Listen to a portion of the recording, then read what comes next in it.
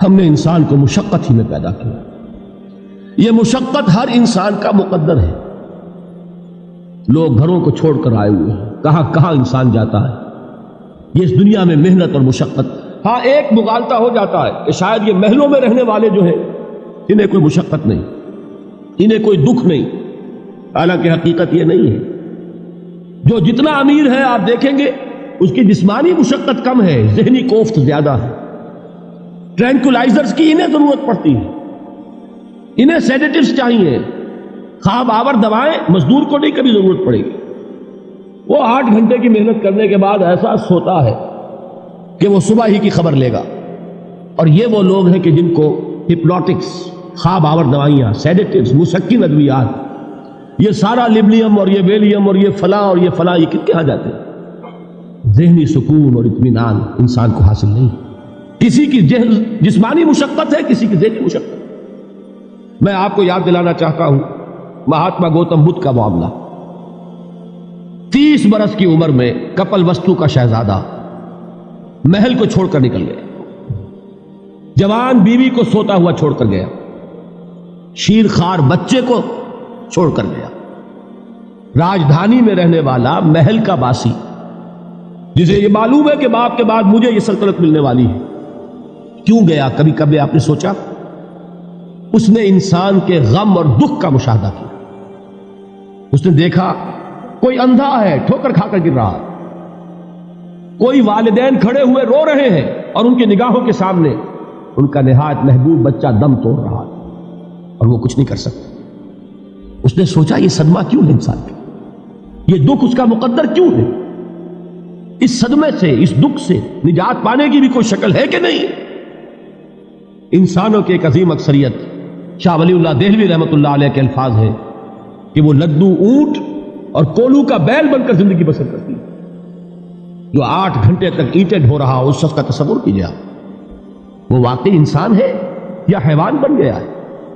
اور 8 گھنٹے کی اس محنت کے بعد بھی ہو سکتا ہے کہ 2 وقت کی روٹی اسے پوری نہ ملے. اور یہ تو ہو سکتا ہے، نہیں ہوتا ہے کہ اگر بچہ بیمار پڑ گیا ہے تو شاید کوئی برتن بیچے بغیر اس کی دوا کا سامان نہ کر سکے.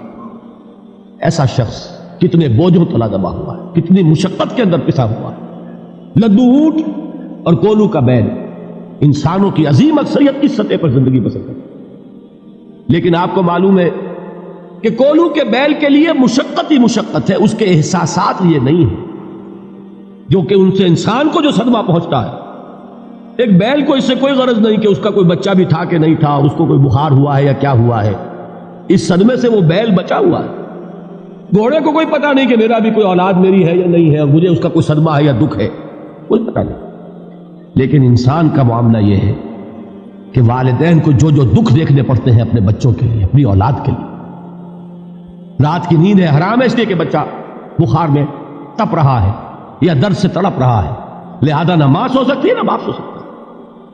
میں نے ایک موقع پر دیکھا لاہور میں کیروسین آئل، اس زمانے میں ابھی سوئی گیس نہیں آئی تھی، اور اکثر و بیشتر جو ہے یہی مٹی کا تیل جو ہے ایندھن کے طور پر استعمال ہوتا تھا، اس کی شارٹیج ہو گئی تھی.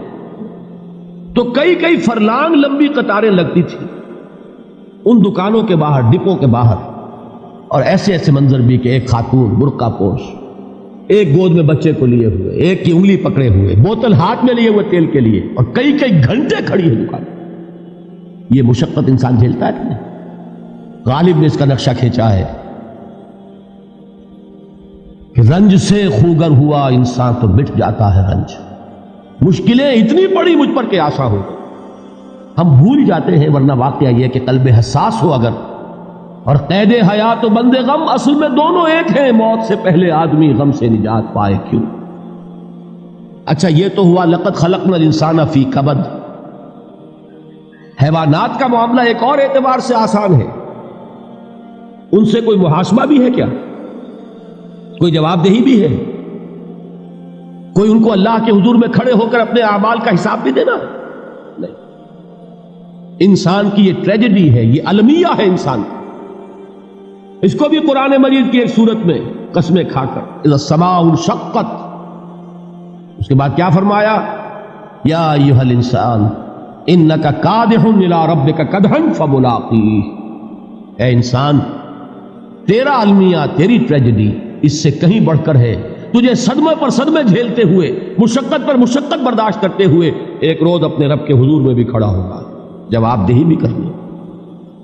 اس دن کے حساب سے، اس دن کے احساس سے جو بڑے بڑے ہماری امت کے عظیم جو گلے سرسبد ہیں، ان کا یہ حال آپ نے پڑھا ہوگا. حضرت ابوبکر صدیق رضی اللہ تعالیٰ عنہ وہ ایک عجیب کیف کے عالم میں فرمایا کرتے تھے، کاش میں درختوں پر چہچہاتی ہوئی چڑیا ہوتا جس سے حساب کتاب نہیں ہوگا.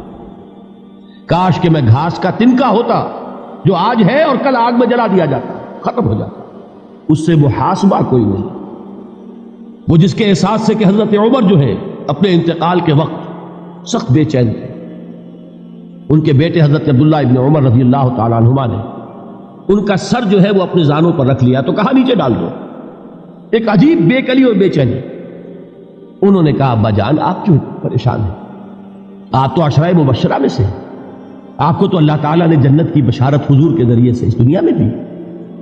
حضرت عمر فرماتے ہیں کہ خدا کی قسم اگر قیامت کے دن عمر برابر سرابر پر چھوٹ گیا تو بہت بڑی کامیابی تصور کرو. یہ احساس جن کو ہوتا ہے. حضرت علی کا حال کیا ہوتا ہے؟ ابھی جو آپ نے حافظ صاحب سے سنا، یہ حضرت علی کا معاملہ ہے کہ ایک تیر پیوست ہو گیا تھا، کسی طرح نکل نہیں رہا تھا. حضرت علی نے فرمایا کہ اچھا چھوڑو مجھے، میں نماز کی نیت باندھتا ہوں. نماز کی نیت پڑھتے تھے تو لرزتے تھے، کانپتے تھے. کس کے سامنے کھڑا ہوں اور کس کے سامنے مجھے ایک دن جواب دہی کے لیے کھڑا ہونا ہوگا.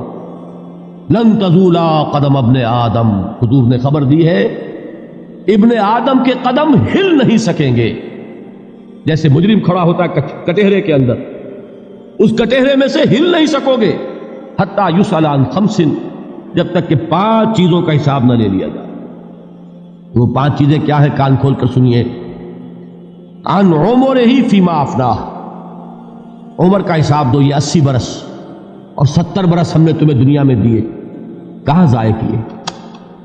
وعن شبابہ فیما ابلاہ، اور خاص طور پر جوانی کا دور، امنگوں کے دن، ولولے ہوتے ہیں، قوت ہوتی ہے، توانائی ہوتی ہے، آدمی چلتے ہوئے زمین پر پاؤں مارتا ہے، قوت جو ہے وہ اپنا اظہار چاہتی ہے. یہ جوانی کہاں گلائی؟ حساب دو، ایک ایک لمحے کا حساب دو. وہاں مال ہی من این اکتسبہ وفیما انفقہ، ایک ایک پائی کا حساب دو. مال کا کہاں سے کمایا تھا، حلال سے کہ حرام سے، اور کہاں خرچ کیا تھا، گل چھروں میں، عیاشیوں میں، یا نیکی کے کاموں میں، ادائے حقوق اللہ کے دین کے لیے. 4 سوال ہو گئے. 2 زندگی کے بارے میں، ایک زندگی پوری بحیثیت مجموعی کہاں کس کام میں لگائی، اور خاص طور پر شباب کا دور کہاں لگایا. 2 سوال مال کے بارے میں، کمایا کہاں سے، حلال سے کہ حرام سے، جائز سے کہ ناجائز سے، خرچ کہاں کیا. اور آخری سوال وعما عمل فیما علم، جو علم حاصل کیا تھا اس میں عمل کتنا کیا. علم کے انبار لگاتے چلے گئے اور عمل کے آغاز کی بھی نوبت نہ آئی. یہ علم جو ہے یہ اس روز سب سے بڑا وبال بن جائے گا. اتنا علم اور عمل کچھ نہیں، بجائے کہ کریڈٹ کا ذریعہ بنے یہ الٹا ڈیبٹ کا کھاتا بن جائے. یہ جواب دہی کا احساس ہے کہ جس کی وجہ سے انسان کی ٹریجڈی جو ہے وہ دوہری ہے. کوئی حیوان اتنے بوجھ تلے نہیں. مشقت کی، محنت کی، اس زندگی میں ختم ہوئے، اس کے بعد کوئی محاسبہ نہیں. اس کو بھی غالب نے خوب کہا ہے کہ اب تو گھبرا کے یہ کہتے ہیں کہ مر جائیں گے، اور مر کے بھی چین نہ پایا تو کدھر جائیں. یہ ہے وہ ہیومن ٹریجڈی.